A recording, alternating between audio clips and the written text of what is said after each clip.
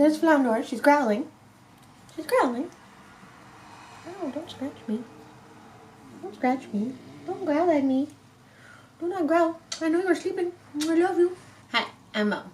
It is October and it is time to start another vlog style reading wrap up. We are talking about all the books that I've read in October, and we talk about them as I read them, kind of, except today it is October 14th and I have read 2 books in October. One of them I finished a week ago, and that was All the Birds Singing by Evie Wild. This book I picked up in my local Locust Park Little Free Library because of the cover. It's really gorgeous and interesting, and actually after reading the book, the cover makes a little bit more sense to me.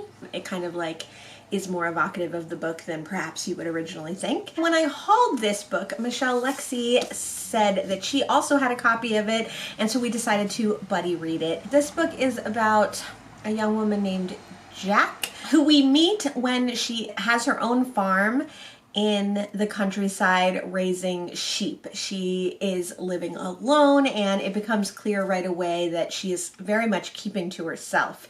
And then we start to get flashbacks of her time a few years earlier, it seems like. It's never explicitly said what era this book is set in or what time period this book is set in, but it feels like it's not too long ago. And so when we start getting the flashbacks, we don't know how long ago that was. We realize that she is running from something in her past. As we progress in the current timeline, finding out about how she's living and how she's raising sheep, in the past timeline, we're actually moving backwards, and so we start at the closest time to the present that we're in and then work our way back quite a far ways.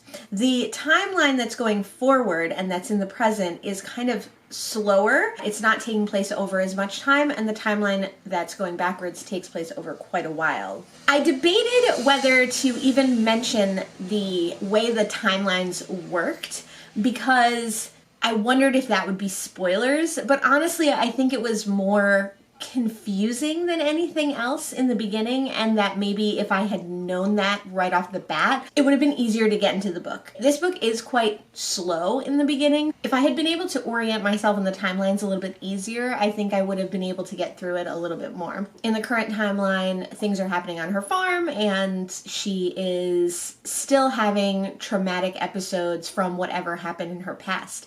And in the past, we're kind of slowly revealing what happened. I don't want to say too much more than that about the actual plot because it is revealed in kind of a slow burn way, and it is really interesting. And because the timeline is going backwards, you're learning things in a very unique way. And I think also that this book has a lot of mysteries to it. So like there's kind of an initial mystery in the early timeline where several of her sheep have been killed, and she's pretty sure that they're slaughtered and not killed by an animal. So the initial mystery is kind of who is killing her sheep. Is it townies? Is it people who don't appreciate that she's a woman living on her own? Is it local teens?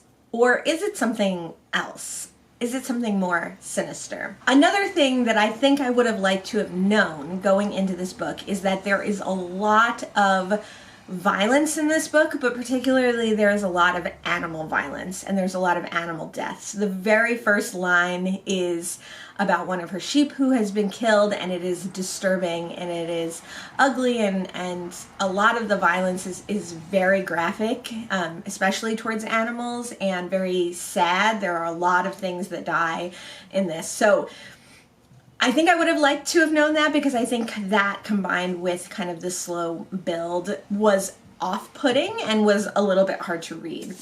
So I read this with Mishelle at Mishelle, and she was able to give me a little bit more context about this book as well, because it is written by an Australian author and a lot of it does take place in Australia, and she was able to kind of give me a little bit of background on the towns, and that was so interesting because otherwise I would have had like zero reference or context for where this book takes place. I don't know if I've ever read a Australian author before. I mean, I must have read something, right? But notably, I think that this book has a lot to do about the outback and has a lot to do about rural Australia, some of the employment issues that it faces because she's a sheep herder and she works as a sheep herder in several parts of this book. You get to see a little glimpse of the really difficult and harsh life that they live as farmers in Australia. And then also you get to see some of the harsh life of like mining towns. And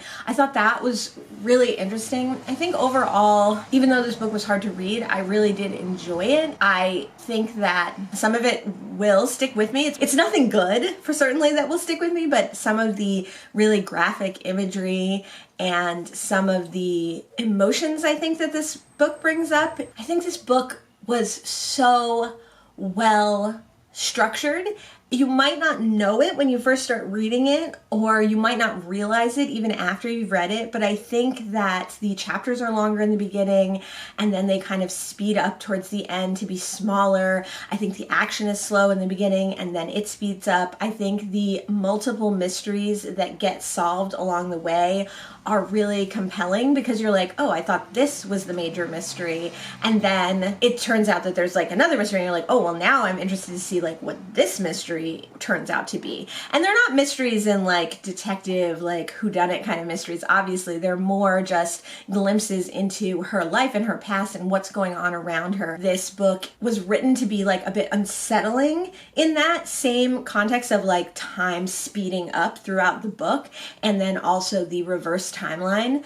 And I think that it worked really well. Some of the reveals of things like really stand out in my mind still a week after reading it. This book was so interesting because I think it makes you feel a little paranoid. It made me feel a little defensive and nervous and anxious because that's how our main character feels a lot of the time. She's definitely always looking over her shoulder. She's definitely running to escape, but you're not sure where she's escaping from or what she's escaping from. So it gave you that kind of nervous, edgy feeling. I think also some aspects of it were purposefully muted and were purposefully flattened so that the feelings that the main character is feeling you don't necessarily feel, or that even as those things are happening and are described, she is very neutral on those. So it also left you with a little bit of like a hollow feeling because you know that the things that are happening are so intense, but she's not emoting while they're happening. You are also muted in that way. And is that how she's dealing with the traumatic things that have happened to her, or is she unable to react to those things? When I wrapped it up with Mishelle, I wasn't sure how I felt about it because it was a tough read and it was hard to get through. I'm super glad that I buddy read it with her because I don't think I would have finished it if we weren't buddy reading it. Like, I think the animal death would have pushed me like right over the edge. There's a couple of things that happened that like I would have been like, I'm done, I'm stopping. So I'm glad that I was able to buddy read it with her so that I got through it because I actually think it was really, really good. Then the next book that I finished in October, I finished today on the 14th, and that is A Month in the Country by J.L. Carr. This is a really slim, short novel. This was written in 1980, but it is about the 1920s where a young man who has survived the war. He did a really terrible and dangerous job in the war, and now he's kind of eking out a living as a art restorer. So he is going around to small towns and parishes in England and restoring art on church walls and various other places. He has a mentor who has passed away and kind of left him his legacy and his reputation. He goes to a small town and starts his work. Right off the bat, he is met with resistance towards his work, and also he is kind of welcomed into the town in a weird way. He's definitely a stranger and people are a little bit wary of him, but a rich patron of the church has bestowed money on the church, but only under certain conditions. One of the conditions is that a large wall painting is revealed and restored, and that's what our main character Tom is doing. And then another is that a infamous historical figure from the town who was said to be buried in the town, his grave is revealed. So Tom meets Moon, who is doing that work, and they quickly bond over that the current reverend is not really interested and really just wants the money for the church, but he's like putting up with them, and they're going to spend as much time as they can at the end of summer and stay there because they have nowhere else to go. They kind of both have their own agendas for being there as well. Not much happens in this book. It's very slice of life. It's a month in the country where our main character is enjoying his work and enjoying being alive after the war, enjoying being able to get away from the life that he came back to after the war. He's kind of using this time to be a restorative break for himself. And he really genuinely loves his work, and he's super excited to uncover this large-scale painting and learn more through the painting about the artist. And there's a cast of characters in the book from the town. So like the town, although these two men are strangers, kind of welcome them, but like as like, oh, you're welcome, come in, but aren't you weird because you're from London or whatever. So he meets some of the town folk and he kind of becomes entrenched in their life, and somehow he gets pulled into like umpiring cricket, and somehow he gets pulled into like going to Sunday school with some of the kids and helping them out. He really does over this time find himself figuring out how to relax again and how to be himself again and how to be hopeful about life again. I really, really liked this book. I had no idea what to expect. This was another buddy read. It was with Summer from Cozy Reading with Quaker Cats, and it was fun to start my month with like 2 buddy reads. It was interesting. I really enjoyed the writing. I think it was interesting that this was written in 1980, but it feels much, much older. It feels like a book that was written in the early 20th century, like it was written about the time that it was set in, which I thought was really fascinating because obviously I love that time. I love the like 1900 to 1950 kind of era of writing. I love modern classics, and I just thought it was interesting that Carr was able to really emulate that style, but not any one's particular style, but like just that feeling. Although it's a historical fiction, it felt like it was written in the day that it was set. I also liked that it was very funny. There was a lot of times when the main character was poking fun at people or being very sarcastic. I found myself really like giggling to myself a lot of times over things that happened or the way that he described things or people. I do also think that this is one that I might have put down and not picked up if I wasn't buddy reading it. It wasn't difficult to read, but it felt like you needed a certain amount of like mental capacity to read it. If you were reading it when you were tired or if you weren't paying attention, you were going to miss something. And I think that has a little bit to do with like the humor of it. I think that I would have missed some of the humor of it if I wasn't focused on this book. And I think I wouldn't have been as focused on this book if I hadn't been buddy reading it. As far as how this book made me feel, it's definitely evocative of the time period within which it was set. So it made me feel that feeling of being a stranger in a place where people are never fully going to accept you, but they are making an effort. So it made me feel welcome in a lot of ways. It definitely made me feel interested in learning more about restoring paintings and stuff. I thought that was really interesting. And in some ways, I wish the book had delved deeper into his like actual work. You got a little more of that in the second half. It made me feel that kind of end of summer feeling throughout this whole book because he's sleeping a bit rough.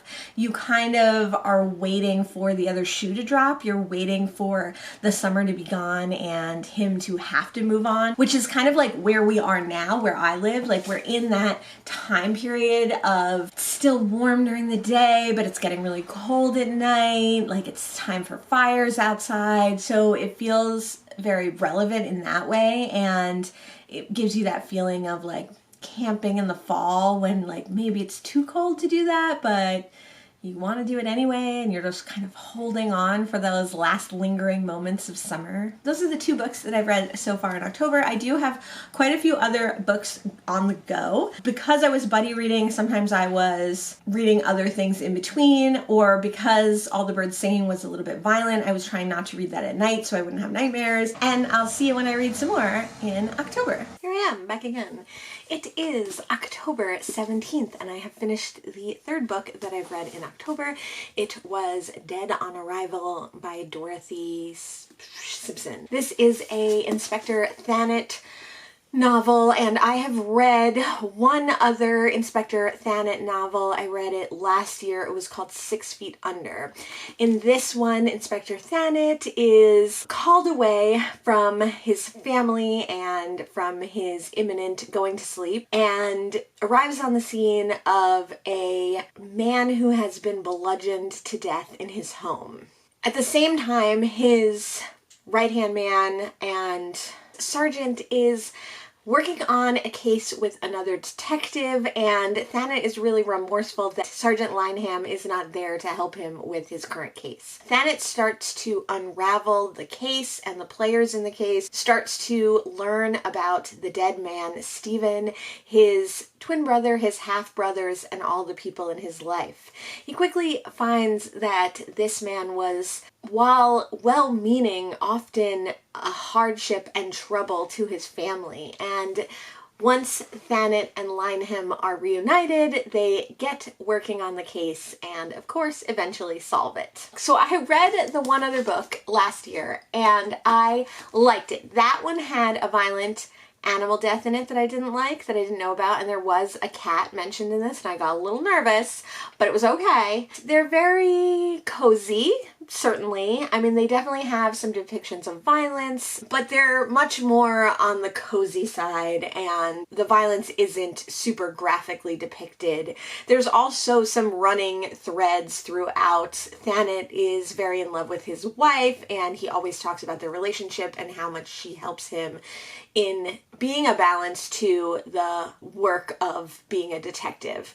And also his sergeant is a new dad, and he's trying for a promotion, so there's a little bit of his life. The PM is a widower, and there's a little bit about him kind of coming to terms with having to kind of start a new life in this one. Okay, my camera died. It's a little bit later.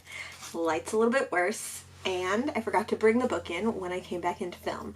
I like that you have this kind of ongoing storyline of the main characters in the book, and I like that there is a thread of family wholesomeness throughout the book, because obviously the crimes that Thanet deals with are not wholesome. They're not good. They're bad.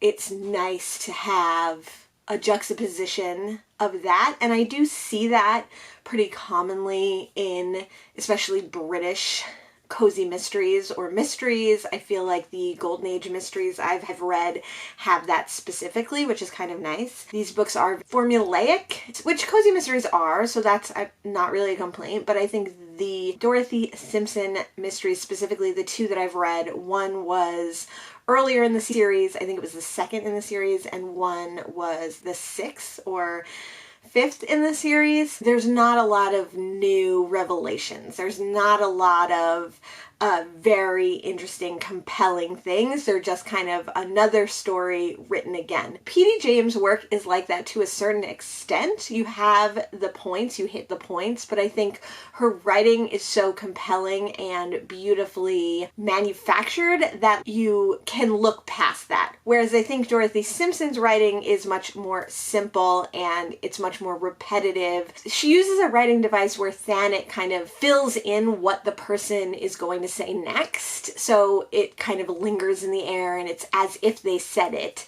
and then that's in kind of italics, and he's like, oh, they might as well have said I wanted to kill him, or whatever it is. You know, I can't think of an example, and obviously I don't have the book to hand at the moment. She uses that, and I don't think it's bad, because I think it does show Thanet getting into the head of his suspects and the players in the murder, but I do think that it's used in a very similar way often. I also think that she repeats some of the exact same lines often, enough that you notice it and enough that it becomes repetitive and not as kind of a device. Overall, I totally enjoyed it and I read it in 2 days, super quick. I like that there is that wholesome balance. It makes me feel good. I think one of the things that I like and how British mysteries opposed to American mysteries make me feel is that I obviously don't trust American police or police in general, but there's something about the British detective that you want to trust, that you want to put your faith in. And I think showing a side of them where they're loving their families and where they're trying to do the best for the murder victims and do the best for the people involved, I think there's something about that that feels very wholesome and like how solving crimes should be and obviously are not. I also think that Thanet specifically is a very just character. He comes up against a superior officer in this book who is unjust and he really rails against him. So like there's a nice aspect of that where he is like join the police force, is torn about being in the police force and can identify policemen who are not as good as he is. I've found a few more of her work in a little free library, so I will be continuing on with this series. That's the 3rd book that I read in October, so when I read some more, I will let you know. It is November. No, I've been making November videos all day. It is October 21st, and I have finished another book. I finished The City We Became by N.K. Jemisin. This was on my 20 books that I found out about in 2020 that I want to read in 2021 list, and I listened to this book on audio. The reader was awesome. Really good. Highly recommend listening to this on audio, especially if you're having trouble getting into it physically. This book is a little odd. It is about the city of New York and all the 5 boroughs and a few other places and how cities come to life when they are mature enough. And in this way that they come to life, they are given avatars for all the different areas of the city, and those avatars are in service to the main avatar of the city. Now, in The City We Became, we're following New York at its birthing period, and the avatars of Manhattan, Brooklyn, the Bronx, Queens, and Staten Island are the avatars that are looking for the main avatar of New York. Something has happened, and it is not going to be an easy city birth. There is an enemy hindering every step of the way that these 5 boroughs need to gather together and find their main avatar to protect and to fully realize their cityness. If that sounds weird, it's a little weird. The book is urban fantasy, sci-fi. It's really fast paced in that a lot of things are happening. There's a lot of characters you have to keep track of. There's side characters, there's extra characters, there's kind of peripheral people who come in and out of the story. And some of it is told in first person, some of it is told through kind of an omnipotent narrator, some of it is a little bit through the eyes of each borough avatar. It's really, really interesting. It is at its heart a love letter to New York for sure. If you live in New York, if you've lived in New York, if you love New York, then this book is definitely for you. If you also like sci-fi fantasy and urban fantasy. I could see this book not being for everyone because they don't know New York as well. I think you have to know New York to really, really enjoy this book. And of course, I love New York. I lived in Brooklyn for 15 years and I was so happy to see some of these stereotypes and broken down stereotypes that this book features about the 5 boroughs and about New York. And I really enjoyed the kind of strange narrative thread. I really loved that each character had a very distinctive voice, including the villains, including the people who were peripheral. And I think the narrator of this audiobook, I can't remember her name, but I will put it here, was so fantastic, did such a fantastic job at distinguishing all those voices, like literally she did a different voice, but like also just the way that she spoke and the cadence of her voice was really unique for each character, and it was really fun to listen to. Absolutely fun to listen to. Okay, here's an example of how this book made me feel.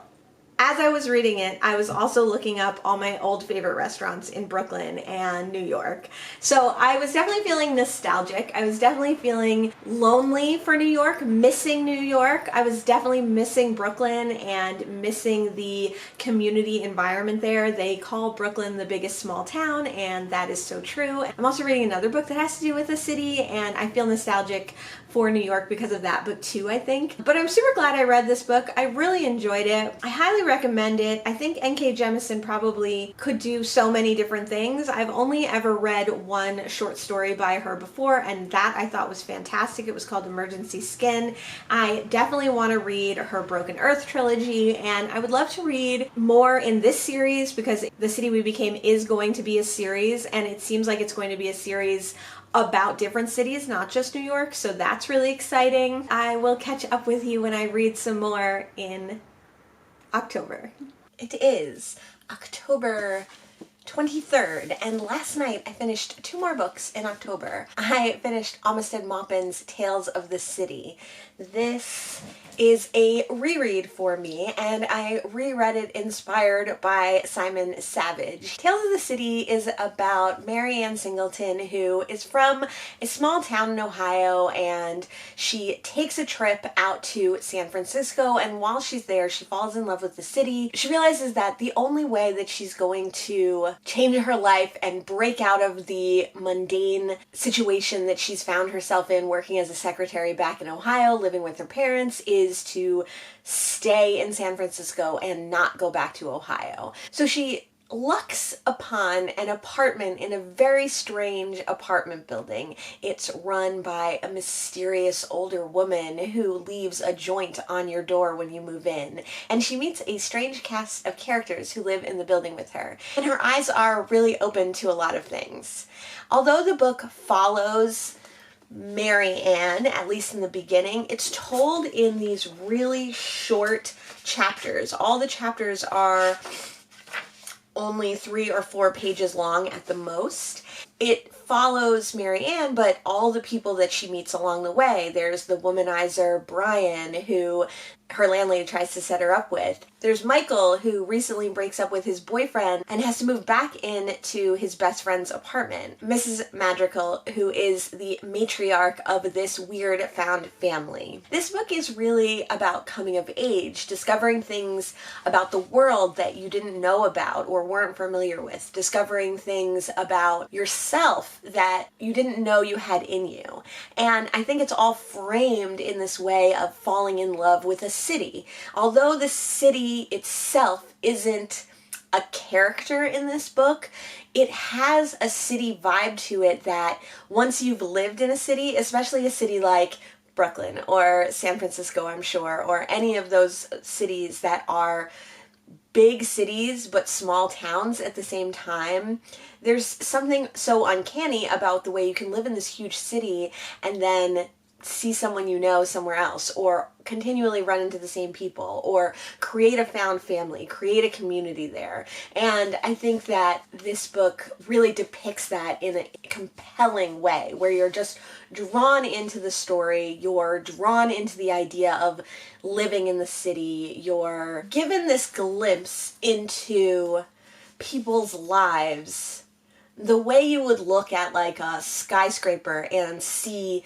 windows. You know, you're given this little sliver of what these people are, but that little sliver is connected to every other person. So whereas you would look at an apartment building and see, you know, a little glimpse of someone's kitchen here, or someone reading a book there, a cat in the window here, and then all together they're in the same building, so they have this connection that is undeniable. I definitely love this book. I've always loved this book. My history with this book is that there was a mini-series made in the 80s, I think. It might have been the 90s, but I think it was the 80s. And I remember watching that on PBS. So I used to love PBS in New Jersey because late night, they would put all the racy stuff on, all the stuff that like they didn't show during the day. So, you know, during the day you have, in the morning of Sesame Street, during the day you have documentaries, whatever. But at night, they would play like racy movies, queer things, things that maybe weren't for everyone's eyes, or they are for everyone's eyes, but you know what I'm saying. I saw so many cool movies there and miniseries and documentaries about ways of life that were not in the mainstream at the time. Tales of the City was one of those things. And I just loved the miniseries so much. It was so great to see queer characters. It was so great to see a city setting. I was always enamored with New York.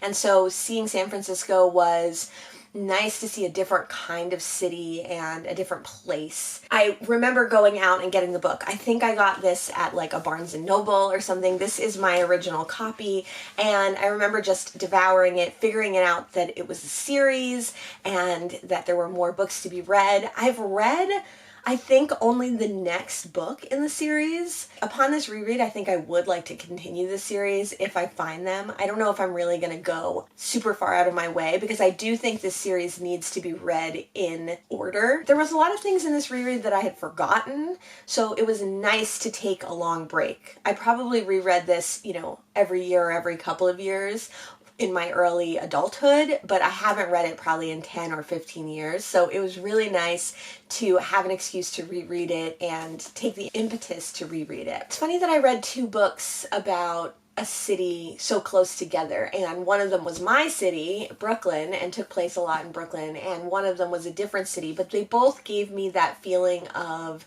community that living in a city like Brooklyn gives you. And it is like that. Like, you form these little circles where you see the same people, you say hi to the same people, you meet up unintentionally at the coffee shop or unintentionally at the bar, and you have this amazing community just because you live in this common place and you deal with the common problems of living in the city. So it definitely made me feel lonely for the city in some ways, but in another way it made me feel that feeling of moving to a new place and having infinite possibilities and not coming to something with a expectation, coming to a place with an open mind so that you could draw in anything that you want, so that you could draw to you what you need from that city. I think as you get older, you get more jaded about things like that, and I think that I've become very jaded, maybe because of living in Brooklyn. Coming to the city where I live now, it's obviously a much, much smaller city. I had all these hopes and expectations that I would feel the feelings that I felt when I moved to New York, and that didn't happen. But maybe that didn't happen because I'm a different person, but maybe that didn't happen because I didn't open my heart to letting those things happen, if that makes sense. Although Tales of the City deals with some really dark subject matter and really tough life decisions, and there's a lot of trauma and a lot of issues that impact the characters' lives, I think overall it gives you this like super heartwarmed, special feeling. Certainly if you are queer, but if you live in a city, if you love found family, if you just want that warm feeling, I would highly recommend reading Tales of the City if you haven't before. It's definitely a queer classic and worth the read 100%. The next book that I finished in October was Heartstopper Volume 4. I read the first 3 Heartstoppers by Alice Oseman last month. These are a graphic novel and they all follow Nick and Charlie. Nick and Charlie are in high school and they develop feelings for each other and they fall in love and they go through a lot of rough times. Nick has to come to terms with his sexuality. He learns through falling in love with Charlie that he's bisexual. Charlie has to deal with being bullied and being outed against his will. And in the 4th volume, Charlie's really suffering with his mental health and he's suffering from an eating disorder. So he is dealing with that, and Nick is dealing with how to take care of a loved one who is going through such a rough time. And the majority of the 4th novel is about that. These are graphic novels and I'm reading them online. They're all in black and white. They're very, very sweet, but again, they deal with a lot of really hard topics.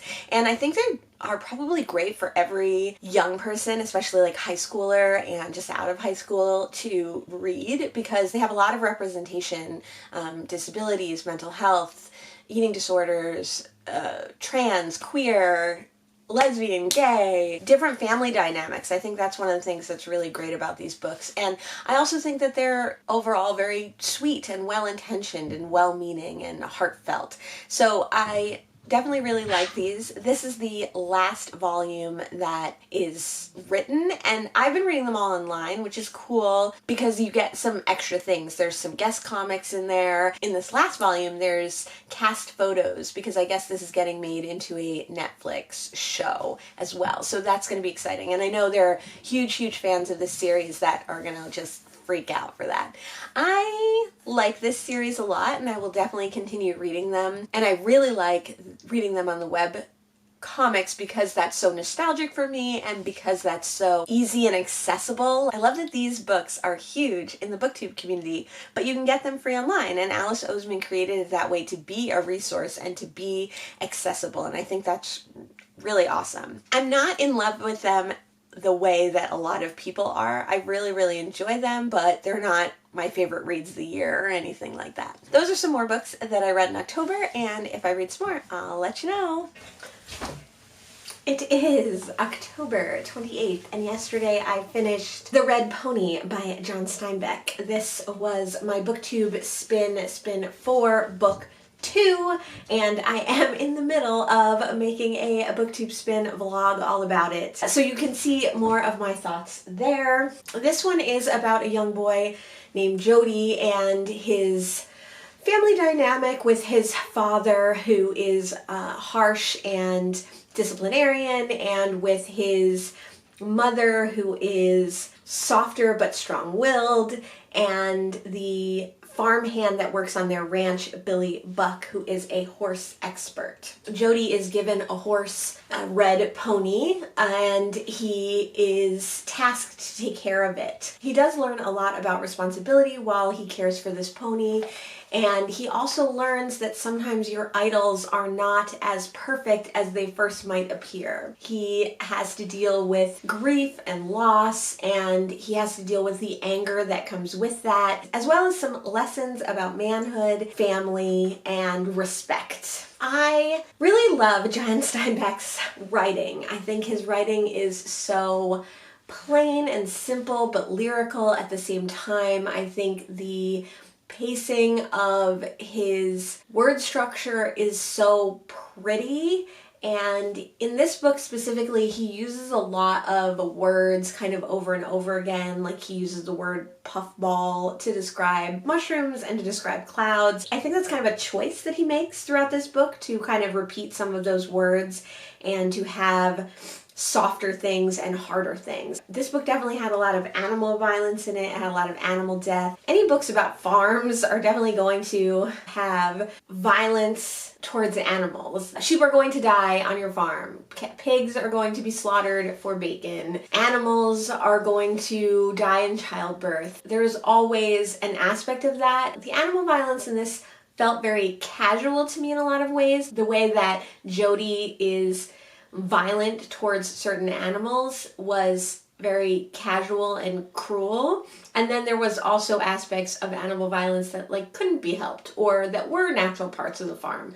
It was disturbing to read. It was definitely a little bit depressing, although I really like the way that Steinbeck structures his sentences and his wording. I thought that this book was overall structured very oddly. The book was kind of told in 4 chapters, and it was kind of in 4 parts. The first part is about the pony, the second part is about Jody coming to terms with grief, the third part is about the renewal of responsibility. So he's kind of developing as a man. He's still a boy throughout this book, but he's kind of developing some stages of manhood throughout this book. And then the final portion is about his grandfather and the respect that's lacking to someone in his grandfather's position, seeing a man who, by all accounts, should be respected, being disrespected, especially by someone that Jody respects, his father. I just thought it was weird because it felt to me very like disjointed, and it felt a lot like this book was written in for parts that didn't really fully go together. Overall, I did not love this one. I liked the writing. I'm glad to have read it, but it definitely made me feel depressed. It definitely made me feel angry at how people raise their children. It definitely made me feel anger towards children who are cruel to animals, and made me feel sad and upset and unsettled about animal violence. So that was the 7th, I think, book that I read in October. It is November, and that means it's time to wrap up this wrap-up. But I did read 2 more books at the end of October. On October 29th, I finished The Vegetarian by Han Kang.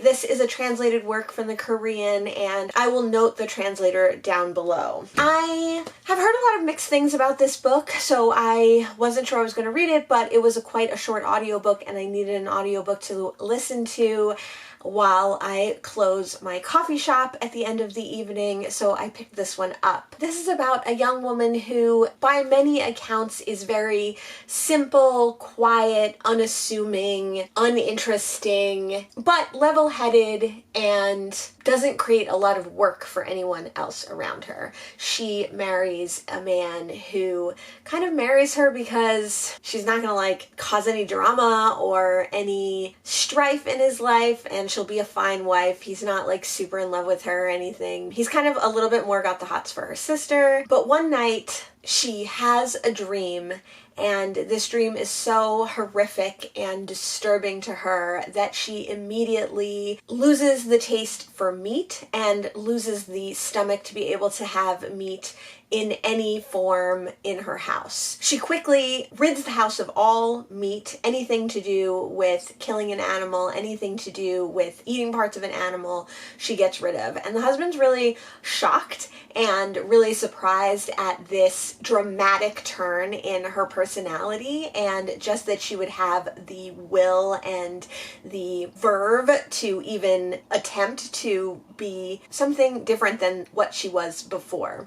And ultimately he's really like annoyed about this and upset, and then when, because he still eats meat, she is turned off to him and won't have sex with him and won't engage with him in any way because she can't stand the smell of him, he gets very angry. He tells her family about this, and the family's really concerned. They're concerned about her health and how she's getting enough protein being a vegetarian, which she's really more than a vegetarian because she won't eat any animal products at all. They kind of want her and all work on her to change her mind. But because she had this dream, and because since that dream her body chemistry is changing, her mind is changing, she feels that the animals that she's eaten have been trapped inside of her spiritually, and that was the wrong thing to do. She's definitely not going to back down on the meat eating. She's not going to eat meat. She doesn't want to, she won't do it.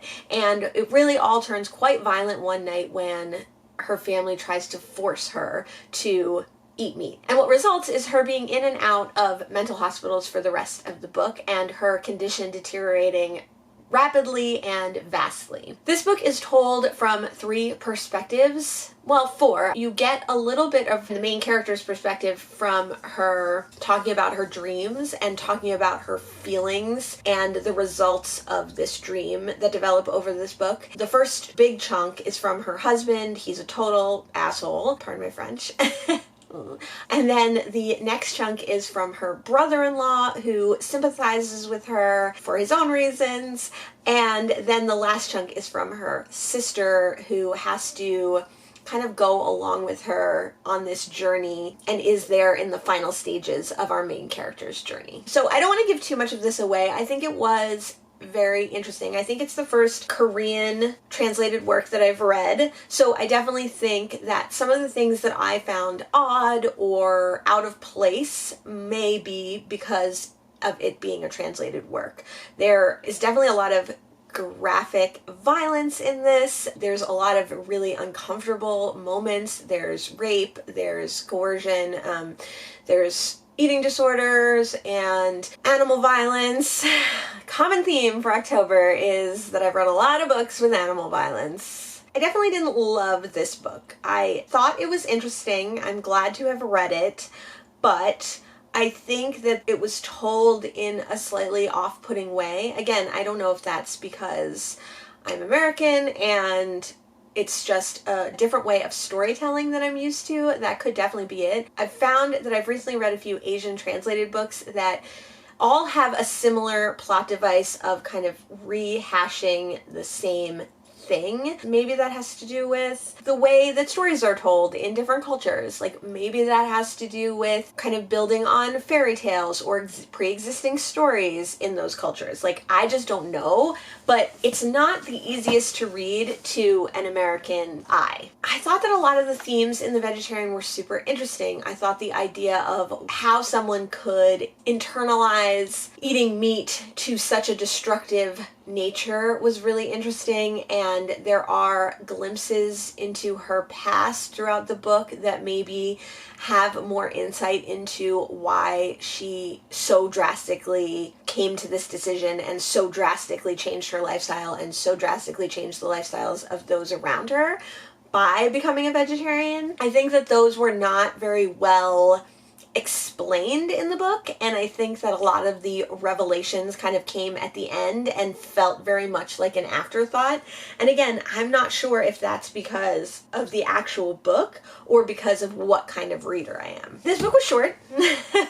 So I think if you're looking for something, especially if you haven't read any Korean works and you don't mind a little bit of violence, it's definitely worth reading. I think for me, this book made me feel, you know, upset, unsettled, uncomfortable. It was an uncomfortable book a lot of the time. There's sex in it and violence and, like I said, all those triggers that I mentioned.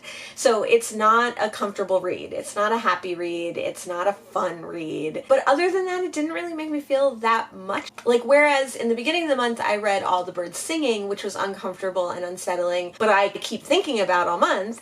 This book, like, I read it a week ago and it's not sticking with me. It's not making me think about things. It's not going to be a book that I'm going to talk about with a lot of other people. Shrug. The next book that I read was also a Asian translated work, and that was Before the Coffee Gets Cold by Toshikawa Kazuguchi. I don't know why. I took Japanese for like 4 semesters. I took it for like 2 years, and if you asked me to like introduce myself in Japanese, I could, but for some reason, every time I read a book with a Japanese author's name, I like struggle with it. I don't know if that's like being embarrassed in front of the camera or if it's like my own like nervousness about names. I do have like a thing where I get very nervous when I have to call people by their names. I get like very anxious about it. I don't know, but I'm struggling with it and I don't know why. This book is about a weird, out of the way, underground coffee shop that people stumble upon. And once they're there, they realize that they have heard of this coffee shop before because several years ago it got quite popular for the rumor that if you went there, you could travel back through time and meet someone who had also come to the cafe. It turns out that there's so many rules about traveling backwards in times that most people don't do it. The newspaper articles and the hype about it dissipated pretty quickly, but every once in a while someone stumbles upon the cafe and they decide that they're going to follow all the rules about going back in time, and the most important one is that you have to return before your coffee gets cold. This is told in 4 sections, 4 little vignettes of varying lengths about 4 people who are involved in the cafe and who travel back through time. The stories are very similar in that they want to travel back through time. They know that they can't change the present, but they're willing to follow the rules and take the risks to see their loved ones again or to take a different perspective on what happened in their past that they're revisiting. The overall theme of this book is that although you can't change the present, when you go back in time, it does change how you might think about the present and the decisions you might make going forward into the future. This book is very sweet, very cute. It was definitely a BookTube darling, but I'm not as in love with it as a lot of booktubers have been. I liked it. I thought it was very nice. If I ever find the second one in a little free library, I'll pick it up, but I'm not rushing out to get to it anytime soon. Meg with Books read this one, and she said something that I had never heard anyone really say that stuck with me a lot while I was reading it, which is that it is very repetitive. The same things happen in all the vignettes, so you get a lot of the same story again, repeated, word for word, same thing, same, which I think, again, might have something to do with the translation, or it might have something to do with Japanese storytelling and how this author wanted to reinforce some of the ideas of the story. There was definitely some sadness in this book, and I felt that a little bit. There was some very, touching, heartwarming moments. The idea of missing out on time with your loved ones was a constant theme, and it definitely made you feel sad. But again, other than that, I didn't really feel that much. I was really hoping to get a lot of coffee vibes from this and a lot of coffee shop vibes, and it had a little bit of that, but not as much as I was kind of hoping it would. But overall, I enjoyed it. And that was the 9th book that I read in October.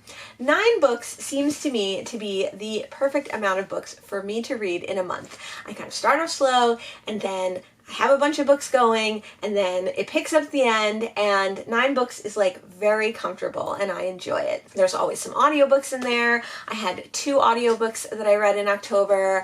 I had a graphic novel that I read online, and then the rest of my books were physical. I had 1 reread. I had a British mystery, you know I love it. I had an Australian author, which I don't think I've read from an Australian author before. I had a Korean author. I don't think I've read from a Korean author before. I had a Japanese author, which I've read quite a few of this year. I had a book that was shortlisted for the Booker Prize in 1980. I'm not sure if I've ever read a Booker Prize book before, but maybe I'll be doing a video about that soon. And I read a modern classic. I read some BIPOC authors this month. I read The City We Became by N.K. Jemisin, who is an American Black author. I read some Asian rep. I read some queer rep. The City We Became also had a lot of great representation in it. Heartstopper Volume 4 had a lot of great representation in it. Yeah, I did 2 buddy reads this month. I'm really happy with the amount of diversity that I read this month. I'm really happy with the books I read this month. I read some books that really impacted me. Maybe they weren't happy books, but they were impactful and they were interesting, and I appreciated that. Especially coming off a reading month that was kind of so-so in September. I'm glad that October went well. As you know, I'm super excited for both Novella November, which I have definitely started calling Nov, and for Nonfiction November. I hope you had a great reading month. Please let me know what your favorite book of the month was, but also let me know what the hardest book you read was. What was the hardest to get through? What was the hardest to read? I had quite a few to choose from. I could have chose All the Birds Singing because that was quite a difficult read. I could have chose The Vegetarian, but I think I'm gonna go with The Red Pony, especially because this is a modern classic, and partly it just felt like school, you know? It just felt like you were being forced to read it, which of course I wasn't, and I am glad that I did. This was the hardest of the bunch for me. Let me know those 2 things in the comment below. I hope you had a great reading month, and I'll see you in the next one. Thanks so much. Bye. Oh, I totally forgot. I mentioned that I wanted to continue on with the series of Tales from the City if I found the books. And I was like, I'll look at my local used bookstores. I'll keep my eye out in free little libraries. And then just a few days ago, we stopped at a little free library, and I'm not even kidding. They had 4 more of the Tales from the City books, and they're the same coverway as the one that I have. Is that not amazing? Is that not kismet? Is that not pure luck?